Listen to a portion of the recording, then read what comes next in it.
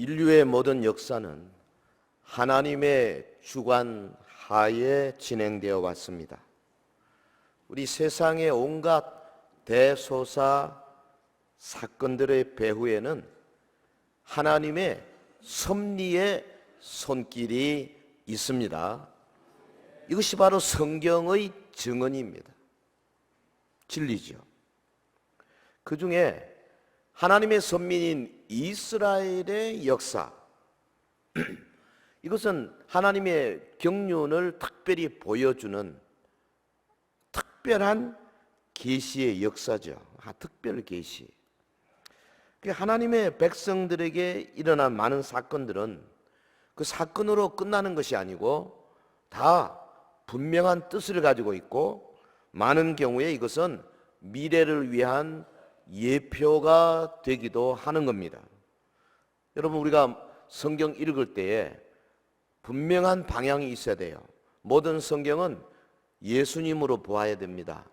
다르게 표현하면 예수님의 초림에 대한 것, 예수님의 재림, 그리고 예수 믿는 성도의 신앙에 관한 그런 문제로 성경을 보아야 성경이 열리는 거죠. 이것은 제 이야기가 아니라 예수님이 친히 요한복음 5장 39절에 말씀하셨어요. 너희가 성경에서 영생을 얻는 줄 생각하고 이 성경을 연구하거니와 이 성경이 곧 내게 대하여 증거하는 거다. 그러니까 여러분, 노아의 방주 사건 예수님으로 봐야 됩니다. 아브라함의 모리아산 사건 예수님으로 봐야 되고, 야곱이 팥죽 사건 예수님으로 봐야 되고, 사무엘, 다윗 다 예수님으로 봐야 되죠. 특별히 성경에 기록된 사건들, 이 속에 하나님의 계획이 어떻게 나타나느냐? 하나님의 계획의 핵심은 예수 그리스도에게 있거든요. 그래서 이 사건을 통해서 예수님의 초림이나 재림이나 혹은 예수 믿는 신앙의 모습을 발견하지 못한다면 그 성경 잘 모르는 거죠. 예. 간혹 보면요, 구약을 설교하는 목사님들 30분 내내 설교하면서 예수님에 대해서 한마디도 안 하시는 분들이 가끔씩 있더라고요. 그거 분명히 잘못된 겁니다. 모든 성경은 예수님 이야기예요. 이거는 예수님이 친히 구약을 가리켜서 그거 다 내 이야기다 그렇게 말씀하셨어요. 그렇다면 어떤 의미에서 이것이 예수님의 이야기인가를 알 수 있는 지혜를 가져야 되는 거죠. 자, 예를 들면 오늘 본문에 요셉이라는 사람이 나타났습니다. 요셉. 그 여러 가지 점에서 예수님의 예표가 되는 것은 분명하죠. 아브라함의 계보에서 태어났죠. 예수님도 아브라함의 계보입니다. 어릴 때부터 아버지 야곱의 총애를 한 몸에 받고 차색 옷 입고, 그래서 형들의 시기가 질투가 이유가 돼가지고 애굽으로 팔려갔죠. 고난받았습니다. 애매히 고난을 받았어요. 17살 때 형들의 모의로 애굽으로 팔려가고 그 노예로 갔다가 거기서 정말 인내와 성실로 살았지만은 결국은 감옥까지 갇혔죠. 맡은 일에 충성된 사람이었지만은 주인의 아내의 유혹을 물리치다가 결국 감옥에 갇히는 신세가 되었습니다. 그래서 요셉은 무고히 고난을 받은 많은 사람들의 표상이다, 그렇게 말할 수 있습니다. 근데 어떻게 됐습니까? 나이 30에 하나님께서 주신 지혜로 애국 왕 바로의 꿈을 해석했죠. 7년 풍년, 7년 흉년. 그래서 이걸 잘 준비하지 않으면 나라가 망할 거다. 아주 지혜로운 말씀을 왕에게 바치니까 애국 왕 바로가 정말 너무나 놀랍게도 히브리 노예 출신, 감옥에 죄수로 있던 친구를 갑자기 애굽의 총리 대신으로 높이 세웠죠. 이 온 세상을 구원하시는 하나님의 계획의 일환입니다. 그래서 요셉이 흉년과 기근으로부터 하나님의 백성을 구원해냈습니다. 요셉은 사실은 온 세상을 기근으로부터 건져낸 자가 됐죠. 하나님이 일찍이 요셉의 정조빈 아브라함에게 약속을 주시지 않습니까? 땅의 모든 족속이 너를 인하여 복을 받을 것이다. 아브라함을 인하여 복을 받을 것이다. 그래서 사실은 요셉 때에 이르러서 아브라함의 자손인 요셉으로 인하여서 애굽과 근동의 모든 나라가 복을 받게 된 거죠. 요셉은 이 하나님의 약속을 성취하는 하나님의 도구로 사용되었습니다. 구원자 요셉. 여러분, 특히 성경의 많은 인물들 가운데 그 일생 전체에서 뭐 잘못된 허물 전혀 기록되지 않은 유일한 사람이 요셉 아닙니까? 다른 사람들은 뭐 노아도 허물이 있었죠. 아브라함도 허물이 있었죠. 이삭, 야곱 뭐 어떻습니까? 모세 허물이 있었죠. 심지어 뭐 사무엘, 다윗 다 허물이 있었습니다. 그런데 요셉은 꽤 많은 장을 할애하면서도 허물에 대해서 기록하지 않습니다. 아마 성경의 저자가 의도적으로 요셉이 뭐 허물이 없었겠습니까? 있었겠죠. 하지만 의도적으로 예수 그리스도를 예표시키는 그런 목적을 가지고 기록한 것이 아닌가 생각이 됩니다. 총리 대신이 되었어요, 요셉. 오늘 본문에 의하면 굶주린 백성들을 위해서 창고를 열었습니다. 네, 56절 온 지면에 기근이 있음에 요셉이 모든 창고를 열고 애굽 백성에게 팔세. 애굽 땅에 기근이 심하며. 같이 해볼까요? 요셉이 모든 창고를 열고. 이게 오늘 주제거든요. 한번 더 크게 한번 합시다. 요셉이 모든 창고를 열고. 지금 창고를 열어서 굶주린 백성들에게 곡식을 나누어 주는 요셉의 모습을 좀 더 깊이 살펴보겠습니다. 그리고 요셉에게서 예수 그리스도를 발견해야죠. 그 예수님의 모습을 우리가 생각하면서 그분에게 우리의 사랑과 우리의 신뢰를 드리는 예배 시간이 되기를 주의 이름으로 축원합니다. 자, 첫 번째 요셉의 모습, 한마디로 말하면 그는 왕적인 권위를 가졌어요. 왕적인 권위, Royal Authority. 55절 볼까요? 55절 우리 같이 하나님 말씀 봉독합니다. 애굽 온 땅이 주림에 백성이 바로에게 부르짖어 양식을 구하는지라 바로가 애굽 모든 백성에게 이르되 요셉에게 가서 그가 너에게 이르는 대로 하라 하니라. 자, 애굽 왕 바로가 요셉에게 전권을 줬어요. 그리고 7년 풍년에 수확한 곡식 그 중에 5분의 1을 창고에 애굽 전역에 창고를 짓고 거기다가 쌓아놨다 그랬지 않습니까? 이 거두어 드리는 일에 전권을 요셉에게 주었어요. 그리고 그 다음에 이제 배가 고파서 오는 그 백성들에게 식량을 나누어 주는 일을 이것도 요셉에게 전권을 맡겼습니다.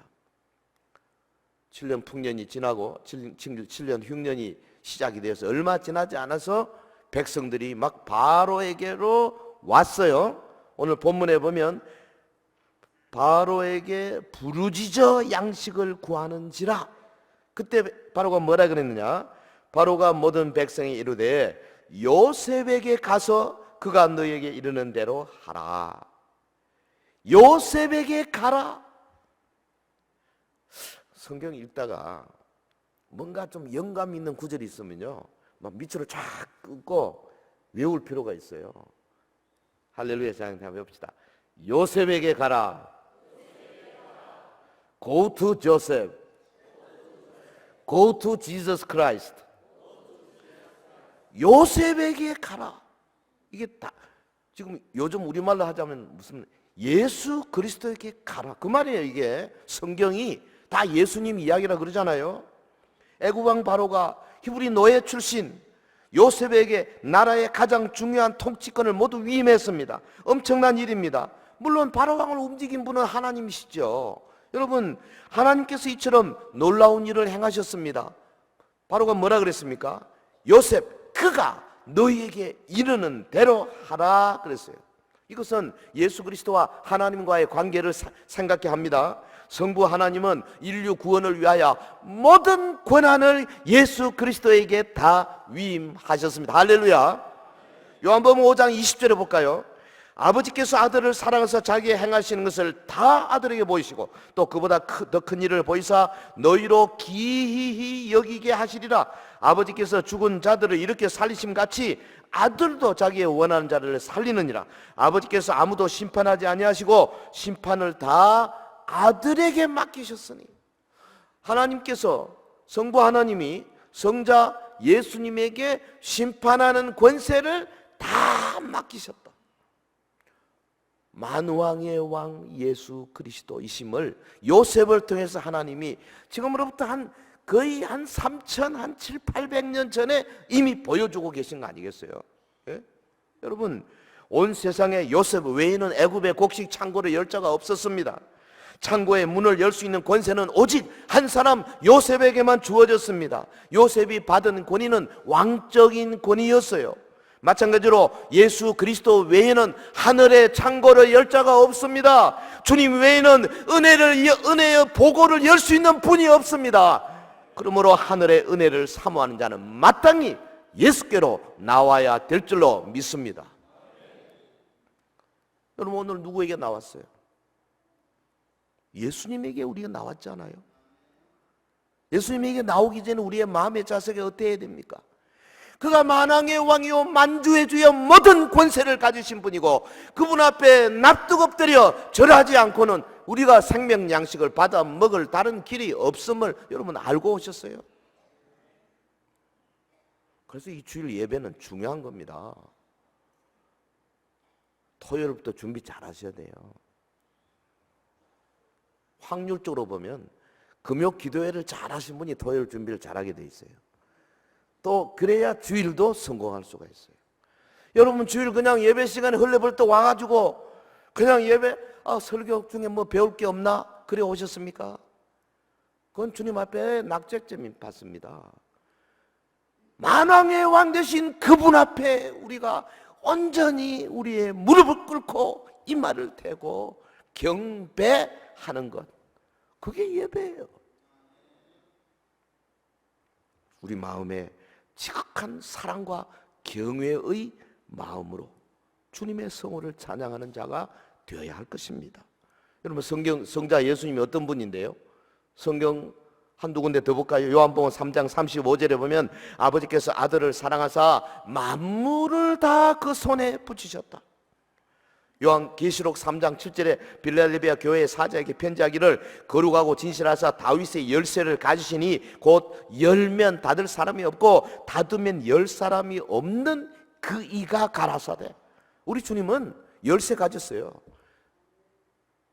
닫으면 열 사람 없습니다. 열면 닫을 사람 없어요. 여러분, 일곱 인으로 봉한 두루마리를 예수님만이 열 수 있는, 사도 요한이 요한계시록 5장에 보면은 이 두루마리를 그 봉인을 뗄 자가 없어서 막 울었다 그랬지 않습니까? 온 우주에 예수님만이 열 수 있는 그분한테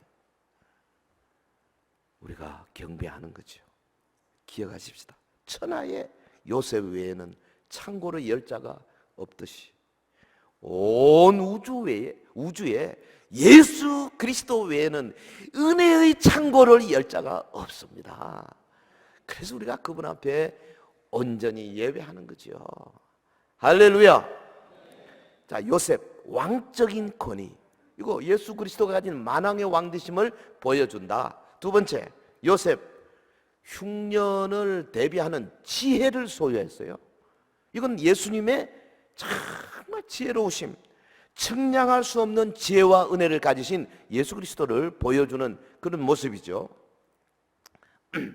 요셉이 하나님의 지혜를 가졌습니다. 풍년 후에 곧 흉년이 닥칠 것을 알았죠. 흉년을 대비해서 구체적인 계획을 수립했습니다. 뭐 그냥 말로만 한 거 아닙니다. 실제로 다니면서 창고를 짓고 창고에 맡을 사람들을 다 정하고 그 다음에 법령을 만들고 모든 일들이 잘 수행될 수 있도록 최고의 정치를 한 거죠. 41장 33절에서 36절까지 보면요, 제가 천천히 우리 같이 한번 읽어봅시다. 33절부터 시작.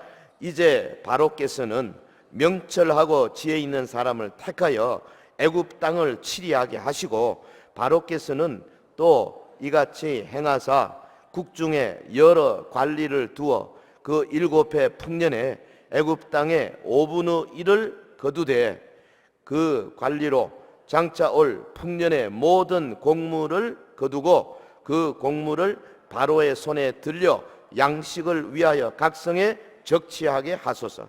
이와 같이 그 곡물을 이 땅에 저장하여 애굽 땅에 임할 7해 흉년을 예비하시면 땅이 이 흉년을 인하여 멸망치 아니하리이다. 아주 그냥 자세하게. 바로가 이 말을 듣고는 깜짝 놀란 거 아닙니까? 이야, 너같이 지혜롭고 너같이 신에 감동된 자가 또 어디 있겠는가? 바로의 인정을 받았습니다.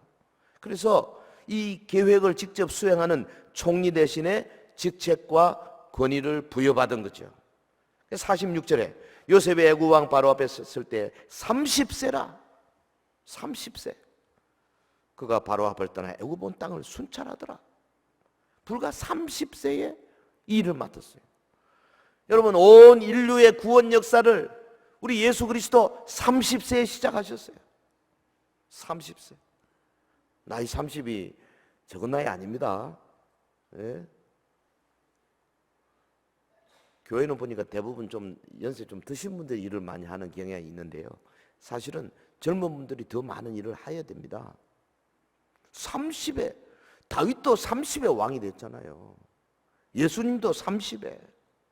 여러분, 요셉이 애굽의 각 지역을 돌아보면서 이 엄청난 사역을 성공적으로 수행하기 위해서 최선을 다했습니다. 여기서 우리가 예수님의 모습을 볼 수가 있습니다. 요셉이 제시한 것이 요셉의 뜻입니까? 아닙니다. 하나님의 계획입니다. 하나님은 자기 백성을 살리실 목적뿐 아니라 온 땅을 구원하실 목적을 가지셨죠. 요셉을 통해서 자신의 구원 계획을 보이신 하나님은 예수 그리스도의 구속 사역을 통하여서 온 땅의 백성들을 구원하시기를 기뻐하시는 줄 믿습니다. 히브리서 기자가 성령의 감동으로 예수 그리스도에 대해서 언급하고 있는 구절, 히브리서 1장 1절 이하에 보면, 옛적의 선지자들로 여러 부분과 여러 모양을 우리 조상들에게 말씀하신 하나님이 이 모든 날 마지막에 아들로 우리에게 말씀하셨으니 이 아들을 만유의 후사로 세우시고 또 저로 말미암아 모든 세계를 지으셨다. 이는 하나님의 영광의 강체시요 본체의 형상이시고 능력의 말씀으로 만물을 붙드시고 죄를 정결케 하시는 일을 하시고 높은 곳에 계신 위엄의 우편에 앉으셨다. 예수님을 그렇게 표현했어요. 만유의 후사고 세계를 창조하시고 하나님의 영광의 강체시고 본체의 형상이시고 능력으로 만물을 붙드시고 죄를 정결케 하시고 높은 곳에 계신 위엄의 우편에 앉으셨다. 성경은 이처럼 예수님에 대해서 엄위한 표현으로 그가 온 인류의 구원자심을 선포하고 있습니다. 주님은 최고의 지혜자입니다. 주님은 최고의 은혜를 베푸시는 분이십니다. 여러분, 주님은 지혜 그 자체이십니다. 그래서 예수님에 대한 우리의 믿음과 우리의 경배는 이런 이 땅에 있는 어떤 것과도 비교할 수 없어야 됩니다. 감히 예수님 4대 성인 중에 한 분이다, 그따위 소리 해서는 안 되는 거예요. 예수님은 최고의 지혜와 최고의 경륜을 가지신 분이에요. 그 외에 나머지는 아예 비교조차 할 수 없다고 말이죠. 그래서 우리가 오직 예수님에게만, 그분에게만 경배해야 된다니까요. 네? 훌륭한 뭐도 좀 있고 예수님도 있고, 그래서 예수님도 섬기고 놀라운 어떤 분도 좀 섬기고, 무슨 종교다원주의, 계시록 7장 18장에 보면 하나님이 가장 미워하는 게 종교다원주의예요. 예수님도 되고 이것도 되고. 지금 우리 한국교회 적어도 50% 교회 이상 종교다원주의에 점령됐다고 보입니다. WCC, WEA 종교다운주의로 지금 완전히 물들어 있어요. 우리 교단도 WEA에서 자유롭지 않습니다. 지금 가입은 안 했지만은 교단에 앞서가는 많은 심지어 종신의 교수들 가운데도 WEA에 빠져 있는 사람들이 있다고 말이에요. 하나님은 다른 어떤 것과도 비교되기를 원하지 않으십니다. 오직 찬란하게 지혜로우시고 만주의 주이시다 그 말이에요. 할렐루야. 절대로 용서할 수 없는 거예요. 그런데 2년 3년 전에 WCC 종교다운주의의 핵심인 WCC 총회가 부산에서 열렸잖아요. 거기에 뭐 수많은 교단들이 참여했지 않습니까? 거기에 준비위원 유명한 128명 가운데 제가 아는 사람이 적어도 40-50명 됩니다. 제 친구들인데. 한국 교회가 지금 그렇게 가고 있다 그 말이에요. 여러분 정신 차려야 돼요. 바짝 정신 차려야 돼요. 내 삶에 뭐 빠져가지고 세계가 어떻게 돌아가는지 모르면 어떻게 되겠어요? 의왕이 있으면요, 의왕에 고기가 많습니다. 지가 지 혼자서 금붕어가요, 나 혼자서 바짝 올라서 산소도 먹고 조금 될 것 같습니까? 의왕물 전체가 점점 이제 오염되면 다 죽습니다. 기도해야 합니다. 여러분 지금 요셉을 통해서 보여주는 예수님, 어떤 누구와도 비교될 수 없는 분이다 그 말이죠. 보세요. 이 요셉이 어떻게 이런 계획을 가졌는가? 하나님이 요셉 어떻게 사용하셨습니까? 17살에 보디발의 바로의 시위대장 보디발의 집에 노예를 갔죠. 그런데 가자마자 그냥 열심히 하니까 가정 총무를 시키잖아요. 그 총무가 하는 일이 뭡니까? 재정, 행정 이런 거 배우잖아요. 그 다음에 감옥에 갇혔습니다. 왕의 신하들이 오는 감옥이에요. 그럼 왕의 신하들, 높은 요즘 같으면 장관들이 가는 감옥입니다. 거기서 뭐 배웠겠어요? 정치 배우죠, 경제 배우죠, 문화 배우죠. 그럼 요셉이 13년 동안 그 생활하면서요, 나이 30 됐을 때 이미 내적으로 내공이 꽉 차게 된 거예요. 보세요. 하나님께서는 요셉을 애굽 총리 대신의 자리에 앉히기 전에 모진 훈련을 시키신 겁니다. 성도에게 있어서도요, 의미 없는 고난은 없습니다. 할렐루야. 여러분 가정적으로도 고난이 올 때 그게 의미 없는 거 아닙니다. 교회도 의미 없는 고난은 없어요. 나라에도 의미 없는 고난은 없습니다. 하나님이 우리를 이 고난을 통해서 훈련을 시키시는 거예요. 예? 요셉이 곡식을 잘 분배할 수 있는 지혜를 가진 것도 여기서 배운 거 아닙니까? 7년 동안 모은 곡식이 얼마나 많았는지 아까 우리가 읽은 본문에 보면은 막 세기를 거쳤다. 너무 많아가지고 나 세상에 이런 거 처음 봤어요. 여러분 나라의 재정을 맡은 경제기원이 돈이 너무 세금이 많이 들어오니까 세기를 거쳤다. 이러면 어떻게 되겠어요? 큰일 나죠. 그냥 너도 다 빼먹겠지. 그런데 이 요셉 시대에 이 정도로 어마어마하게 부를 쌓게 된 거죠. 그러니 그 많은 곡식을 적절하게 나눠주는 게 또 얼마나 어렵겠습니까? 하나님이 요셉에게 그 지혜를 주신 겁니다. 애굽의 백성과 인근 나라들의 백성들에게 곡식을 공평하게 분배하는 이 엄청난 사역을 성공적으로 수행할 수 있는 지혜를 갖춘 요셉. 이 모든 분야에서 요셉은 예수 그리스도의 지혜로운 모습을 보여주는 예표라고 말할 수가 있습니다. 예수님은 우리의 영혼, 우리의 육신의 갈급함 속을 채워줄 수 있는 생명 양식을 얼마든지 주시는 분인 줄 믿습니다. 아멘. 여러분이 갈급해서 손을 내밀고 와서 믿음으로 주님 나를 좀 채워 주옵소서, 생명 양식 주옵소서 해보세요. 누구든지 목마르거든 내게로 와서 마시라 그러시지 않습니까? 얼마든지 주님은 주실 수 있어요. 여러분 하늘의 창고는 절대 비지 않습니다. 아무리 우리가 받아도 창고는 계속 가득 차 있습니다. 이 땅의 것들은 그렇지 않아요. 그럼 뭐 우리나라에 우리은행, 하나은행 돈이 많은 것 같아도, 한국은행 돈이 많은 것 같아도, 예를 들어서 여러분이 가서 100만 원을 꺼내 넣으면은 그 전체에 있는 자산에서 100만 원이 빠지는 겁니다. 그런데 하나님의 창고는 안 그래요. 하나님의 창고는 무한대입니다. 여러분, 무한대에서 100만 원 빼도 여전히 무한대예요. 무한대 마이너스 100만 원 그런 거 없어요. 무한대예요, 그냥. 인간들도 요즘 무한대를 만들어내지 않습니까? 제가 요새 유튜브 배우면서 알았어요. 아니, 우리가 유튜브 방송을 하기 위해서 뭐 예를 들어서 박순호 TV 이렇게 하면은요, 제가 가진 자료를 거기다 잔뜩 집어넣잖아요. 아무리 넣어도요, 하늘 창고는요, 이 구글이 만들어낸 그 사이버 창고는 가득 차지를 않습니다. 무한대입니다. 무한대. 아무리 넣어도. 앞으로 75억 인구가 뭐 방송국 한 5개씩 해도요, 그래도 아무리 넣어도, 인간도 그렇게 만들 줄 아는데 하나님이 못 하시겠어요? 그래서 옆에 어떤 분이 은혜 좀 받았다고 시기하지 마세요. 왜? 남아있어요. 나한테도 얼마든지 나도 받을 수 있다니까. 어떤 사람 보면 막 누가 옆에서 막 무슨 은사 받고 무슨 은사 받고 나는 없고 말이죠. 왜 하나님은 나는 안 주십니까? 이런데요. 기다려 보세요. 하나님의 창고는 그 정말 청량할 수 없습니다. 주님의 지혜는 청량할 수 없는 지혜입니다. 그의 은혜는 모든 사람의 필요를 채우기에 확실한 은혜입니다. 요한복음 1장 16절, 우리가 다 그의 충만한 데서 받으니, fullness, 충만한 데서 받으니 은혜 위에 은혜를.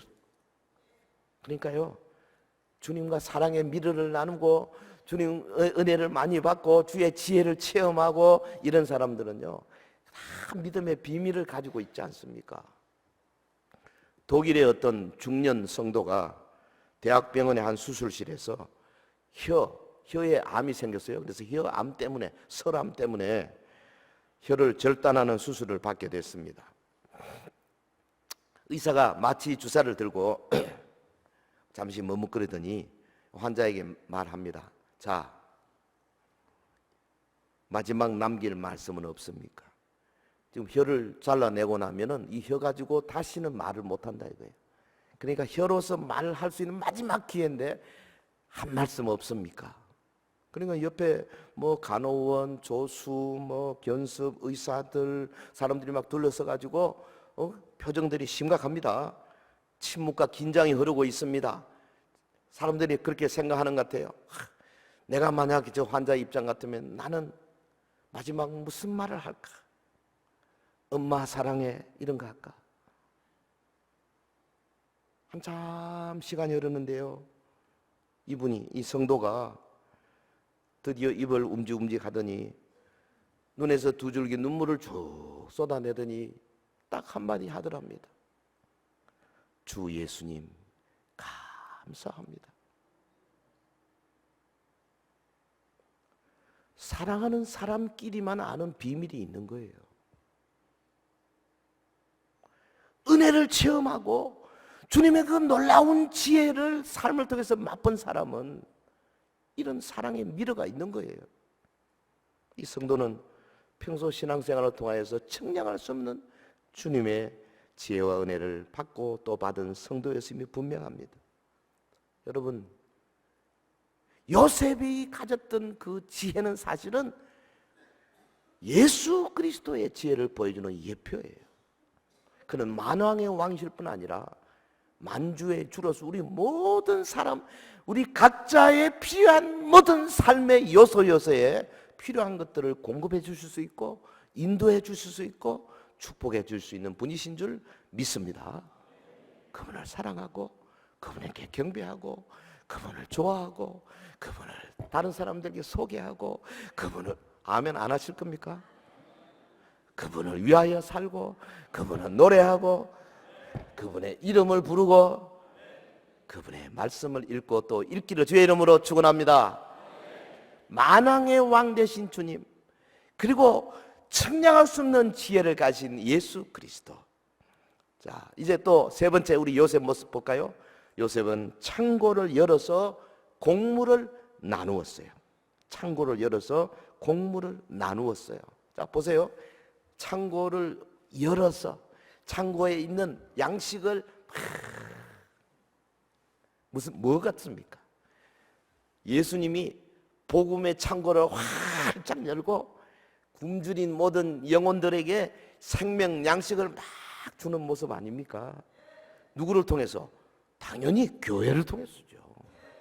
그래서 이것은 교회의 세계 선교를 보여주는 아름다운 장면이에요. 56절 57절 보겠습니다. 56절 57절 다 같이 시작. 온 지면에 기근이 있음에 요셉이 모든 창고를 열고 애굽 백성에게 팔세. 애굽 땅에 기근이 심하며 각국 백성도 양식을 사려고 기근이 온 세상에 심함이었더라. 창고에 곡식을 왜 저장했습니까? 뭐 그 곡식 저장해 놓고 그걸로 뭐 무슨 재산 많다 배 두드리면서 부자 노릇 하려고 한 겁니까? 아닙니다. 필요할 때 이 창고의 문을 열고 곡식을 나누어 줄 목적으로 7년 풍년 때 곡식을 쌓은 거 아니겠습니까? 그러니까 다르게 표현하면 하나님의 은혜가 하늘에 가득한 이유는 뭐냐? 우리가 죄짐에 눌려서 정말 굶주려서 주님 앞에 나와 간구할 때 하나님께서 하늘의 문을 활짝 여시고 곡식을 주기 위하여 은혜의 창고를 쌓아놨다 그 말이죠. 할렐루야. 하나님의 은혜가 하늘에 가득해요. 예수 그리스도의 보혈의 공로가 모든 사람을 위하여 가득하다 그 말이죠. 여러분 보혜사 성령의 부으심의 역사 모든 사람을 위하여 가득하다 그 말이에요. 사도행전 2장 39절에 이 약속은 너희와 너희 자녀와 모든 먼데 사람 곧 주 우리 하나님이 얼마든지 부르시는 자들에게 하신 것이다. 얼마든지. 기근이 심하여 백성이 부르짖을 때 창고의 문이 열렸습니다. 7해 풍년시 그 곡식 5분의 1 저장해 두었습니다. 가장 적절할 때 우리의 요셉은 창고의 문을 열고 부르짖는 백성들에게 양식을 나누어 주었습니다. 배고파 부르짖는 백성의 마음을 종사를 딛고 일어선 요셉만큼 잘하는 사람이 어디에 있었겠습니까? 여러분 고난과 시련, 모함과 억울함 속에서 그래도 믿음을 지켰던 요셉, 온유와 인내와 하나님에 대한 무조건 헌신과 신뢰로 살아온 요셉, 하나님이 그 요셉을 크게 쓰시고 그 요셉을 통해서 예수 그리스도를 보여주시는 겁니다. 오늘 우리의 영혼이 목말라 부르짖을 때 은혜의 창고는 열려지는 법입니다. 주님은 목말라 부르짖는 자를 결코 외면하지 않으십니다. 요한복음 7장 37절에 명절 끝나고 그날에 예수께서 서서 외쳐가라사대 누구든지 목마르거든 내게로 와서 마시라. 나를 믿는 자는 성경에 이런같이 그 배에서 생수가 흘러나리라. 온 세상에 양식이 떨어졌음에도 오직 요셉에게만 양식이 있었습니다. 오랜 기근의 주위의 모든 땅에 양식이 고갈렸습니다. 그러나 지혜로운 요셉에게는 충분한 양식이 있었습니다. 그리고 그의 창고는 굶주린 백성들, 애굽인들뿐 아니라 다른 나라 사람들에게도 계속 열려 있었어요. 온 세상이 암흑 속에서 삶의 의미를 상실한 채 표류하고 있는 이때에 오직 예수 그리스도에게만 생명의 양식이 있어요. 예수 그리스도의 몸된 교회 안에만 진리가 있고 생명의 양식이 있다 그 말이죠. 이게 교회의 정체성입니다. 우리 교회의 아이덴티티가 어디 있느냐? 예수님 안에 있는 진리, 생명, 그것을 가득 창고로 넣어서 굶주려 오는 백성들에게 나누어 주는 것이 교회가 할 일이다 그 말이죠. 나는 지난 주간에 기도하면서요, 막 참을 수 없는 그런 통증을 좀 느꼈습니다. 아니 이 서영교회가 이렇게 큰 교회가 어떻게 주일에 새로운 사람이 한 명도 없어요. 이게 말이나 되는 겁니까? 제가요 그동안에 그 조선족 교회 불과 한 200명, 250명밖에 안 되는 교회인데요, 매주 4명, 5명씩 계속 와요. 이거 말이 안 되는 거예요. 내가 막 엉엉 울었다니까요. 근데 이 말을 막 그냥 해버렸으니까 할 수 없고, 그럼 정신 차려야 됩니다. 우리 교회가 왜 존재합니까? 여러분이 뭐냐면 여기서 뭐 즐기기 위해서 주일에 한 번씩 예배 드리고 됐다 그걸 위해서 있는 겁니까? 아닙니다.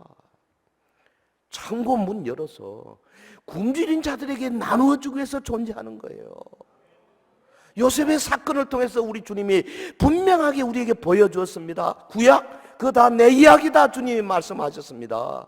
요셉이 창고를 열었다? 무슨 말입니까? 예수님이 오늘 생명의 곡식을 가득 남은 창고를 엽니다. 누구를 통해서? 교회를 통해서. 누구를 통해서? 말씀을 통해서. 그래서 성도들이, 여러분들은 뭐 하겠습니까? 가서 굶주린 백성들을 끌고 와서 먹여야 되는 거예요. 그들을. 예수께서 가라사대 내가 곧 생명의 떡이니 내게 오는 자는 결코 줄이지 아니할 테요 나를 믿는 자는 영원히 목마르지 아니하리라.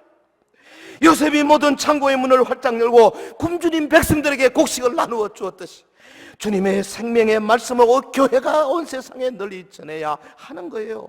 교회를 통한 세계 선교가 바로 주님의 뜻입니다.